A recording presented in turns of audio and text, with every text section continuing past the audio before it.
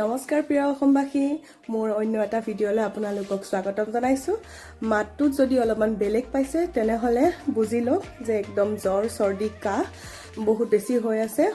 তো একেবাৰে এনাৰ্জি নোহোৱা হৈ আছে গাত, একদম গা গৰম গৰম, তথাপিও কামবিলাকতো কৰি যাবই লাগিব। তো ভিডিঅ'টো চাই গৈ থাকিব আগলৈকে। যিহেতুকে ডিঙি একদম বেয়া হৈ আছে, ভাবিছোঁ অলপমান আদা আৰু জালুক থেতেলি দি চাহ অকণমানকে বনাওঁ।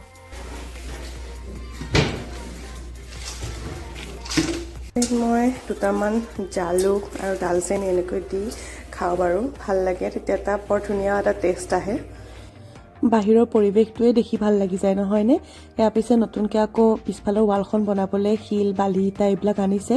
এইখিনিত কিন্তু পাপা মাৰ লগতে মোৰো কষ্টৰ অলপ হ'লেও ধন আছে, যিখিনিৰ কাৰণে মনটো খুব ভাল লাগে নহয়নে? যে সৰুকৈ কিবা এটা কৰি হ'লেও তেওঁলোকক অলপ সহায় কৰিব পাৰিছোঁ। এয়া আকৌ মায়ে বৰা চাউল বনাইছে। মায়ে যি নবনাওক কিয় প্ৰত্যেকগৰাকী মানুহৰ নিজৰ মাকৰ হাতৰ খানা সদায় ভাল লাগে নহয়নে? সকলোৰে নিজৰ মাকৰ খাদ্যখিনি প্ৰিয় হয়। মোৰ মাও কিন্তু কিছু ভাল খানা বনাই দেই। এয়া বৰা চাউলখিনি দি দিলে ধুনীয়াকৈ কুকাৰত, আৰু হৈ গ'ল আৰু গোটেইখিনি কাম কৰি। চাওকচোন ইমান ধুনীয়াকৈ সজাই দিছে। ইয়াতে দৈ, ক্ৰীম, কল আৰু এনেকৈ মিঠৈ দিছে। যদিওবা আমি ঘৰত পাপা মা আৰু ময়ে আছোঁ, তথাপি কিন্তু এনেকৈ খালে ভাইটিলৈ খুবেই বেছি মনত পৰে, তাক বহুত মিছ কৰোঁ। আৰু এয়া মায়ে পাপাকো খাবলৈ দিলে। তাৰপিছত মই কাপোৰ ধুবলৈ গ'লোগৈ।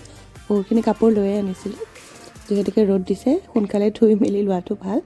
আৰু তাৰপিছত বাহিৰত গৈ দেখিলোঁ এইবাৰ আমডাল ইমান মলিছে, সৰু হৈ আছে কিন্তু দেই, তথাপিও বহুতখিনি ফুল ফুলিছে।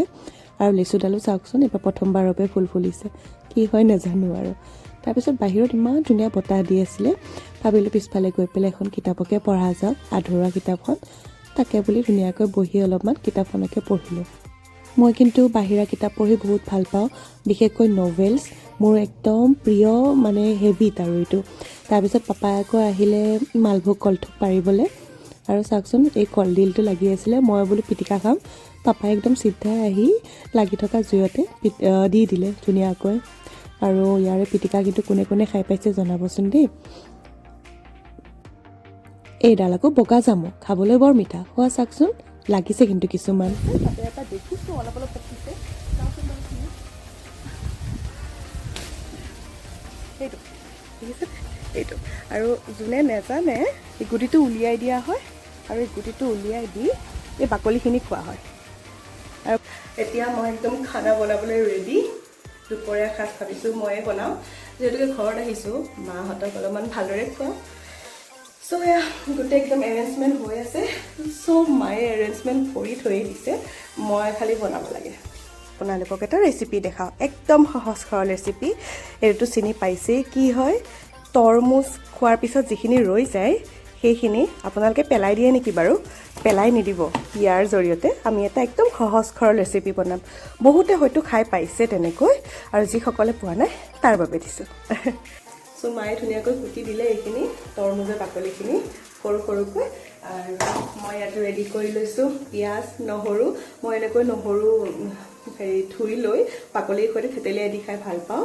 আৰু একদম পূৰা ৰঙা ৰঙা জলকীয়া। আৰু এইখিনি কিন্তু গোটেইখিনি সাৰৰ কাৰণে নহয়, মই বেলেগ বেলেগো কিবা বনাম বাৰু, সেইটোৰ কাৰণে লোৱা হৈছে, চাই থাকিব। মই তেলত ধুনীয়াকৈ কিনো আৰু এজ ইউজুৱেল নহৰু জলকীয়া আৰু পিঁয়াজখিনি ভাজি ল'লোঁ। ভাজি তাতে নিমখ হালধি যি যি দিব লগা আছিলে সেইখিনি দিলোঁ। আৰু ক্ষমা কৰিব এটা কাৰণে যে মই কেমেৰাটো ভালদৰে ল'ব নোৱাৰিলোঁ, গমেই নাপাওঁ মানে কেনেকৈ লোৱা আছিলে, সেই ভালকৈ হয়তো ফটোজটো নাহিল। তাতে বাৰু এই কাটি লোৱা তৰমুজৰ বাকলিখিনি ধুনীয়াকৈ ভাজি ল'লোঁ। তাৰ লগে লগে আকৌ মাছৰ আঞ্জা এখনো বনাইছোঁ। খানা বনাই থাকোঁতে দৌৰি আহিছোঁ, কাৰণ চলি আছে খেল, কিন্তু দুখ লাগিছে যে এটা আউট গ'লেই। চাওঁচোন ইণ্ডিয়াই কি কৰে, ফিংগাৰ ক্ৰছড। ঢাকন খুলি দি ধুনীয়াকৈ আকৌ অকণমান লৰাই লৈ তাতে দিলোঁ মই আপোনাৰ খাৰ। এয়া ঘৰতে মায়ে বনাই পোৰা কলৰ খাৰ, আৰু খাৰখিনি দি ধুনীয়াকৈ লৰাই ল'লোঁ। লৰাই আকৌ ঢাকি থ'লোঁ।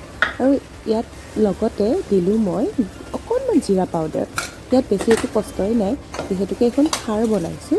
আৰু খাৰত কিন্তু মাছৰ মূৰটো নিদিলে ভাল নালাগে আকৌ দেই। মাছৰ পেটু বা মাছৰ মূৰ দি বহুত ভাল লাগে। মই খাৰ খাই কিন্তু খুব ভাল পাওঁ।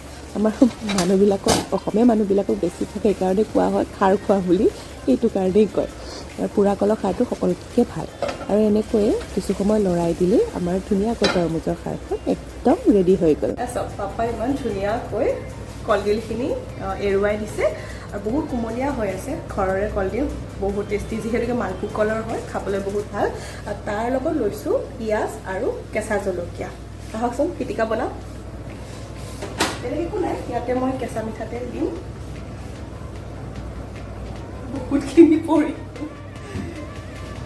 আৰু আমি আচলতে পিংক চল্টটো ব্যৱহাৰ কৰি চুলিটো দি আছোঁ আৰু অকণমান ঘৰত বনোৱা খাৰ ইউজ কৰিছোঁ একদম অলপমান আৰু মই ইয়াতে দিলোঁ মায়ে ঘৰতে বনোৱা জলকীয়া নহৰু আৰু ঘৰৰ নেমু টেঙাৰ আচাৰ। যিকোনো পিটিকাত অকণমান আচাৰৰ তেল আৰু আচাৰ দিলে খুব ভাল লাগে নহয়নে? এনেকৈ আপোনালোকে ধুনীয়াকৈ পিটিকা কৰি ল'ব। মোৰ পিটিকা একদম ধুনীয়াকৈ ৰেডি হৈ গ'ল। যদি আপোনালোকে এতিয়াও ট্ৰাই কৰা নাই তেনেহ'লে ট্ৰাই কৰিব বহুত বেছি টেষ্টি হয়। সেয়া পিটিকা ৰেডি কলডিলৰ পিটিকা ট্ৰাই কৰিব দেই। আজি ছোৱালীয়ে বনাইছে খাই কেনেকুৱা লাগিছে কোৱা জলদি খাই পোৱা তোমাৰ জহতে খাইছোঁ আৰু পাপা কেনেকুৱা লাগিছে? ভাল লাগিছে কলৰ যিটো ফুল পুৰিছিলা সেইটো একদম মস্তি মানুহ কলৰ ফল ন গাড়ী গাড়ী লাগিছে খাৰখিনি কিন্তু বহুত ধুনীয়া লাগিছে দেই আপোনালোকে বনাই চাব কিন্তু দেই লৰাজিতাৰ পাত দিব লাগিছিলে লৰাজিতাৰ পাত লৰাজিতাৰ পাত লৰাজিতাৰ এটা বেলেগ ৰেচিপি বেলেগ এদিন দেখাম খালোঁ এইটো ভাল হৈছে এইটো খাওঁ পুৰাটো মজা হৈছে খোৱাটো ধুনীয়া লাগিছে ন বঢ়িয়া পুৰা বঢ়িয়া হৈছে আজিলৈ ইয়াতে ৰাখিছোঁ আপোনালোকে মোৰ ভিডিঅ' চাই থাকিব পুনৰ লগ পাম নেক্সট ভিডিঅ'ত আজিলৈ এৰিছোঁ টাটা।